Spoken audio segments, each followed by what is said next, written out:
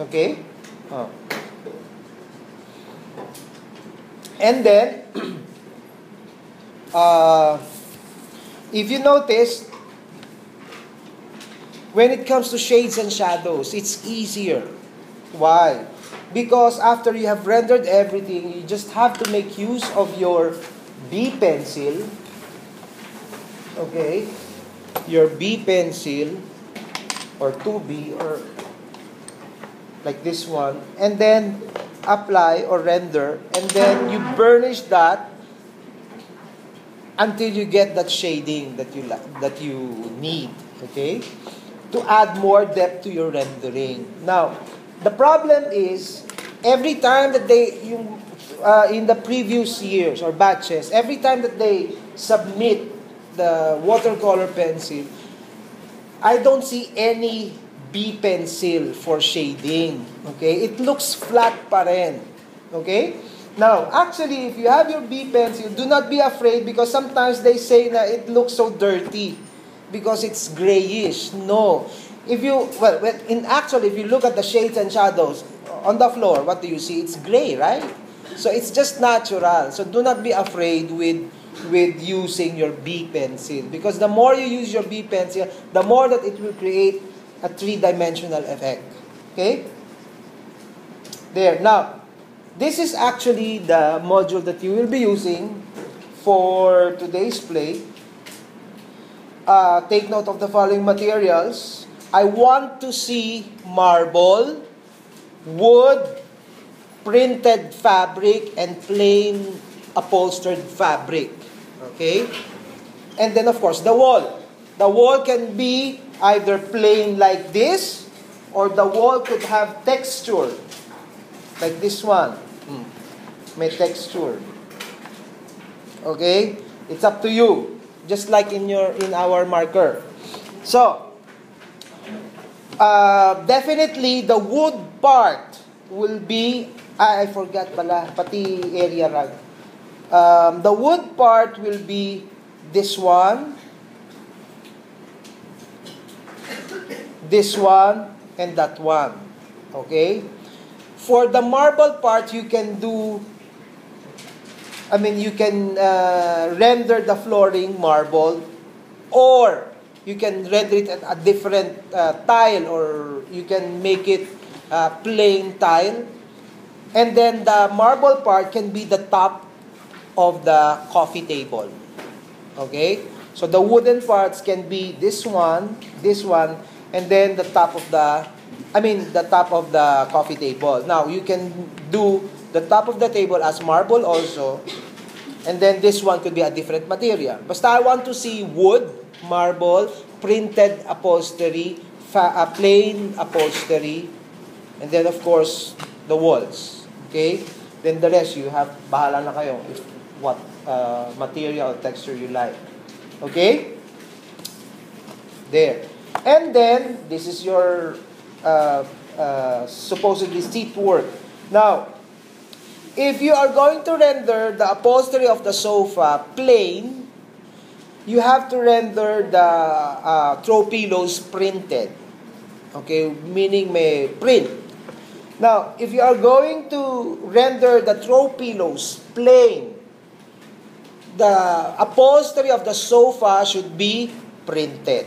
Okay?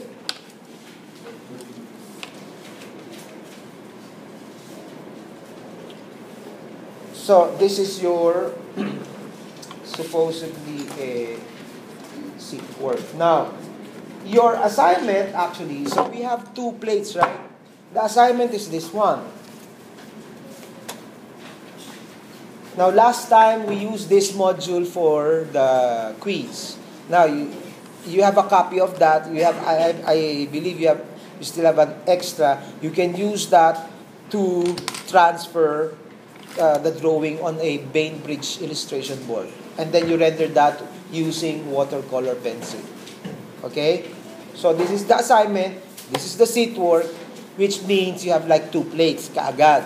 Now, I'm not saying that you have to submit that next week kaagad, because starting from this plate up to the end of up to the last plates, you have the option to submit everything during that span of weeks, but not to the point that you will submit lump sum on the last day. No. Okay, why? Because matatambakan kayo. Your work will pile up to the point that you will submit maskip-ups na lang. No effort at all. I mean, rush na work, parang pangalan ni Rush. Walang I mean, 'di ba? Parang it's as good as trash. Okay? It's as good as trash.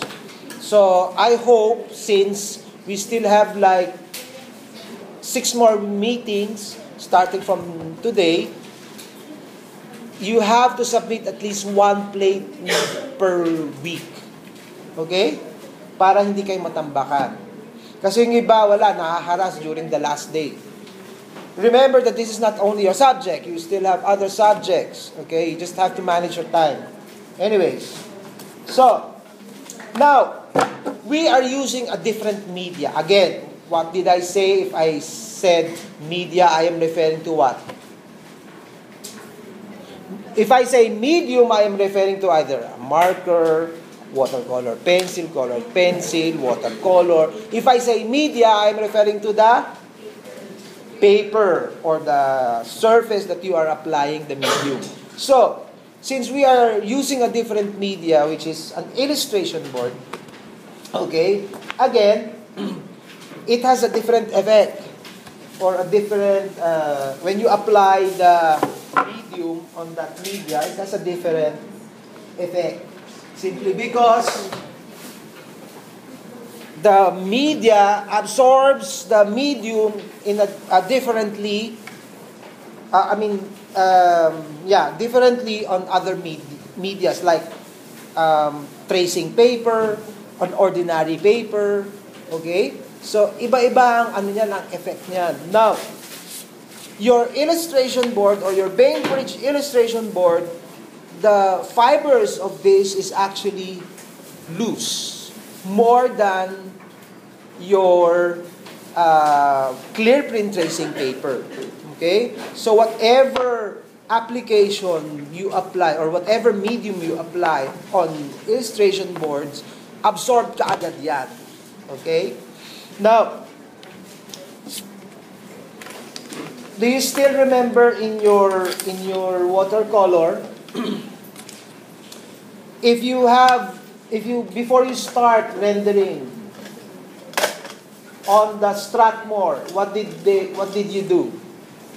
What did your teacher say you have to do first before rendering on the media, on the Strathmore or on the illustration board? What did he tell you to do? You have to what? Anyone? Rush? Anong dapat gawin before you start rendering? Butchay? Wet, or you have to wash it with clean water, right? What is the reason behind that? It expands. It actually warps when you wet it, di ba? So, is it... Okay. What else? Ano pa ang reason why do you have to wet it? Or wash it with clean water? What? Okay. So that, because since it is exposed, it's not like you just bought it in the bookstore and it is still covered with plastic, di ba? So, if it's exposed, meaning it's not covered with plastic or what, it is exposed to oil, dirt, acid. Okay? Now, if you don't wash it with clean water, it has an effect on the absorption of the paint. That's why you actually wash it. Okay? To remove dirt, to remove oil, acid that is present there. Okay?